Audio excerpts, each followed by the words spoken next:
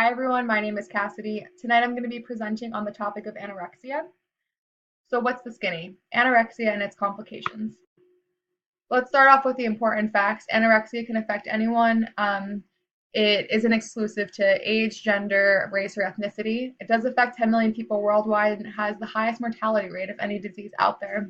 It does present in atypical form, so what this means is that atypical anorexia meets the same criteria as anorexia nervosa, categorized by the DSM-5, which we'll talk about later. But the difference with atypical anorexia is that that person doesn't meet the underweight and low BMI requirement. And it also presents in binge purge cycles. So what this means is that one person will consume thousands of calories and then immediately purge their body of it via laxatives or vomiting in order to attempt to control their weight. So now we're moving on to this slide here. It's talking about the high rate of suicide in those with eating disorders. So as you can see, a person with no eating disorder compared to those with eating disorders is at a lower risk of suicide. And bulimia is the leader in the suicide rates compared to anorexia and other eating disorders. The definition of anorexia nervosa is characterized by a weight loss, difficulty maintaining a body weight that is appropriate for age, height, and stature. It also involves the restriction of calories and types of foods consumed, and some exercise compulsively or purge via vomiting and laxatives, like I mentioned earlier. In terms of epidemiology, the incidence rate is hard to detect, and that's because most people suffering tend to conceal their illness and avoid professional help until there's a turning point where they're ready for change or there's some sort of intervention. 0.5 to 1.0% of females are affected, and of that percentage, 1/10 of those people are male. In terms of lifetime prevalence of eating disorders between men and women, women with anorexia and bulimia are 3 times more likely to develop that disorder than compared to their male counterparts. And then in terms of binge eating disorder, women are almost twice as likely to develop that than men. Referring to pathophysiology, the cause of anorexia is still unknown, and that's because it varies person to person. But what we do know is that genetically, if you have someone that's in your bloodline and they have had an eating disorder, you are 7 to 12 times more likely to develop that in your lifetime. Epigenically, that is referring to the way that external environmental factors affect the way that genes are altered. There's still little research on that, but it's still underway. Biologically, this is referring to how anorexia is caused by a trip in brain circuitry. So there's an alteration in the way that there is thinking of food. And this occurs in the anterior insula and sagittal regions of the brain. The alteration of the serotonin pathway can also be a reason why people with anorexia are able to inhibit their appetite, because serotonin controls sleep, sex drive, digestion, social behavior, and appetite, and all these factors do end up getting influenced by someone who has an eating disorder. It's also important to consider external factors such as trauma and socioculture factors, as well as the media and that type of influence that it has. Moving on to different complications, gastrointestinally, this occurs in 15 to 20% of those who are below their ideal body weight. And what this means is that there's a slow emptying of the digestive tract, and this causes bloating and discomfort.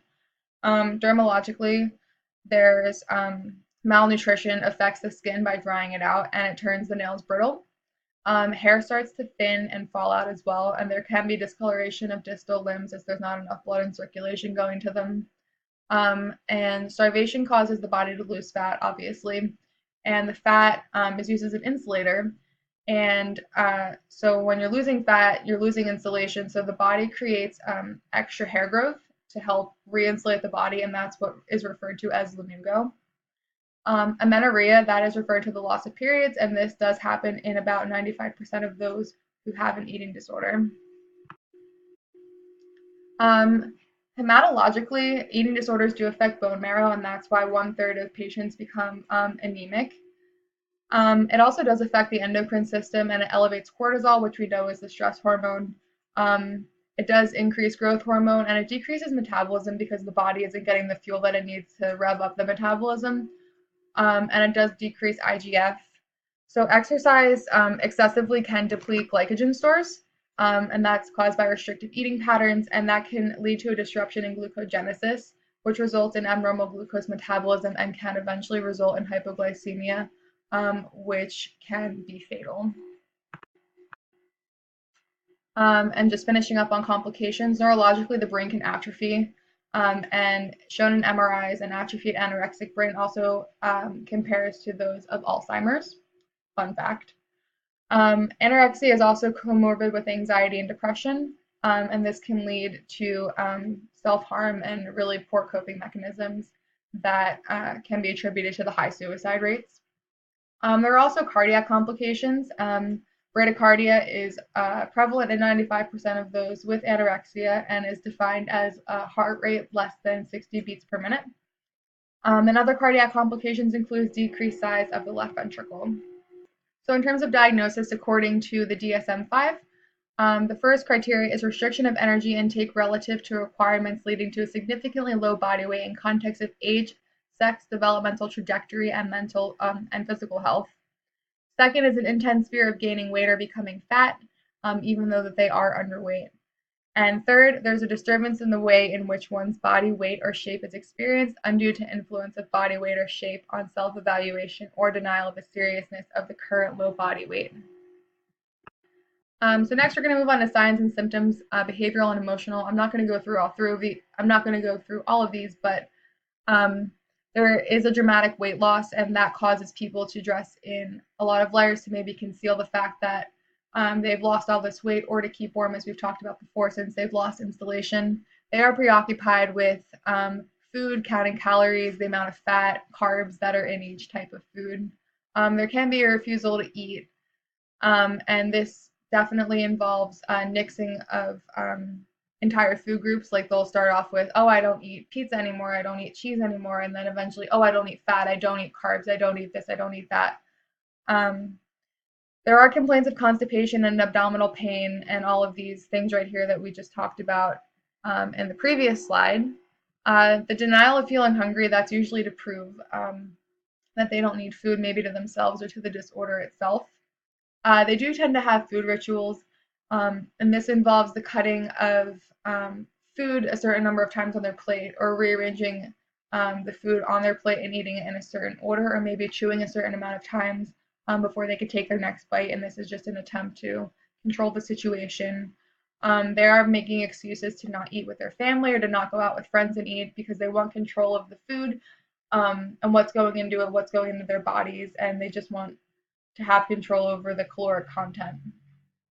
As I said before, there is loss of menstrual period, and the need for control is very overwhelming and empowering, as most people with eating disorders tend to be perfectionists, especially in anorexia. And then there is this inflexible thinking of their rigid patterns and that they've developed for themselves, and they can't be convinced otherwise, that they need to eat, and that they could die if they don't make some changes. It is very, very inflexible. So in terms of physical symptoms, we did talk about most of these in the previous slides, so I'm just going to breeze right through them. Excuse me. There are stomach cramps and acid refluxes, difficult in concentrating, abnormal lab findings, dizziness, fainting, sleeping problems, feeling cold, thinning of hair, muscle weakness, yellow skin, cold hands, impaired immune function, menstrual irregularities, dental problems, dry skin, and brittle nails. Moving on to management and medication, we're going to talk about the different types of treatment in order to restore weight healthily. First is residential and inpatient. These are very similar and range anywhere from a week to several months. They contain monitored meals and isolation from outside stressors. They'll have access to therapists and group therapy and nutritionists, dietitians, all that stuff. And in inpatient and residential, they'll have a greater opportunity to meet people who are going through a similar experience. So they'll be able to bond and make lifelong connections with these other people. Partial hospital, this bridges the gap between inpatient and outpatient. It's a day program designed to help one complete inpatient goals and can last up to a week. And it really shows and highlights the eating disorder versus reality, because when you are in residential and inpatient, you're totally closed off from everything else in the world. And it can be really shocking to go back into outpatient and have to deal with the stress of your daily life and the demands and all of these things that triggered the disorder in the first place.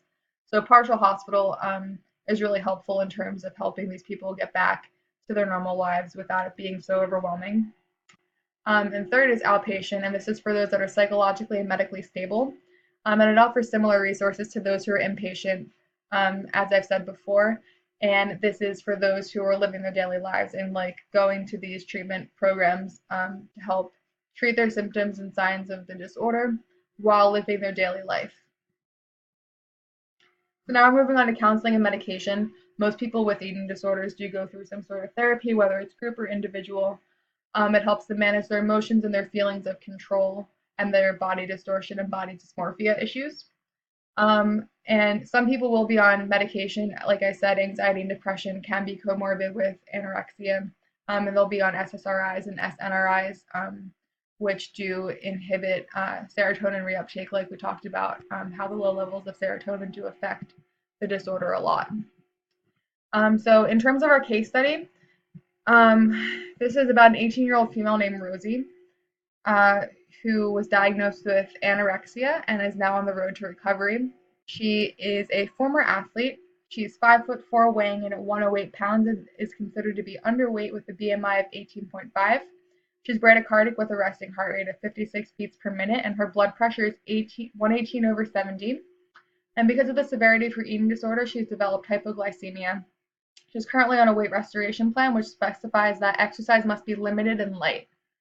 She's itching to get back to working out and wants to do so in a healthy way that isn't fueled by disordered thoughts. She has access to a gym at her university despite taking the semester off from school to get her feet back on the ground. And she really just wants to get back to healthy competition and a healthy mindset in terms of exercise. So let's get into the prescription. So aerobically, we want the frequency to be 2 to 3 times per week, and we want to keep this light. Aerobic activity does tend to be fueled by disordered thoughts for most people with anorexia, so we want to avoid that. We want to encourage the client to start off light, especially since she's not at a healthy weight yet, and her heart rate is low. We want to avoid anything that's going to be too heavy that might cause her to pass out or have chest pains, or for anything to be too uncomfortable for her. We want to start slow. So we're going to start off with walking, a brisk walk, cycling, swimming, elliptical, all supervised until she's able to work her way up to something more moderate like a jog. And that's going to go for about 20 minutes. The same thing goes for resistance training. Since she is a former athlete, she does have experience in weightlifting, but we want to kind of ease her back into it, start light. So she's going to train 2 to 3 days per week with a light to moderate intensity. Total body workouts, supervised, of course. A run through on what proper form and what proper technique looks like. We are going to encourage her to do power yoga, as it's relaxing and very centering, and it does work the body entirely. And that's going to be for about 30 minutes per session. And then moving on to flexibility, that can occur 3 to 5 days per week. Stretching is really good. It's highly recommended. We'll do some light stretching. She'll hold it for about 10 to 15 seconds for 2 to 3 reps. Do a lot of PNF stretching, static stretches, and like I said, yoga is encouraged. Excuse me. So for additional information, you can visit these 3 resources here. The first is nationaleatingdisorders.org. The second is Eating Disorder Hope. All of these are really good for advice on what to do if you know someone who has an eating disorder, where to refer them, and the type of help that is available. And the last is the suicide hotline, since the suicide mortality rate is very high for this population. And finally, these are my references. Thank you for watching and taking the time to see this video.